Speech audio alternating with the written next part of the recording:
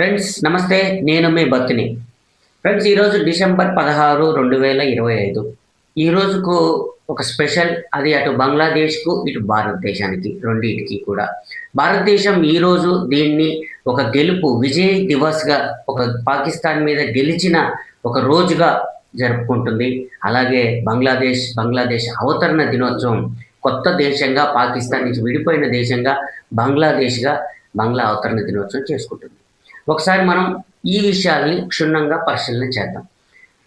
బంగ్లాదేశ్ అనే దేశం ఎక్కడిది అని అంటే, మీ అందరికీ తెలుసు 1947లో భారతదేశం మతపరంగా విడిపోయిన సందర్భంలో అటు పాకిస్తాన్ ఇటు ఇండియాగా విడిపోయింది. ఇప్పుడు మీకు తెలుసు పశ్చిమ ప్రాంతంలో ఉన్న బెంగాల్ని పశ్చిమ బెంగాల్ అన్నట్టుగా, తూర్పు ప్రాంతంలో ఉన్న బెంగాల్, ఆ రోజు తూర్పు బెంగాల్గా ఉన్నటువంటి ఈ ప్రాంతాన్ని తూర్పు పాకిస్తాన్గా విడిపోవడం జరిగింది. పాకిస్తాన్లో అటు పాకిస్తాన్ అయితే ఇది తూర్పు పాకిస్తాన్గా, పాకిస్తాన్ వాళ్ళు మతపరంగా విడిపోయినప్పుడు ఆ రోజు ముస్లింలు అత్యధికంగా ఉన్న ప్రాంతంగా ఈ తూర్పు ప్రాంతంలో ఉన్న బెంగాల్ని తూర్పు పాకిస్తాన్గా చేయడం జరిగింది. సో పాకిస్తాన్ అధ్యక్షుడు, పాకిస్తాన్ ప్రధాని ఇటు ఈ తూర్పు పాకిస్తాన్ను అటు ఆ పాకిస్తాన్ను కూడా పరిపాలిస్తూ ఉండేవాళ్ళు 1947 నుంచి. ఈ తూర్పు పాకిస్తాన్ అనే ఈ ప్రాంతంలో అవామీ లీగ్ అనే ఒక రాజకీయ పార్టీ ఉంది.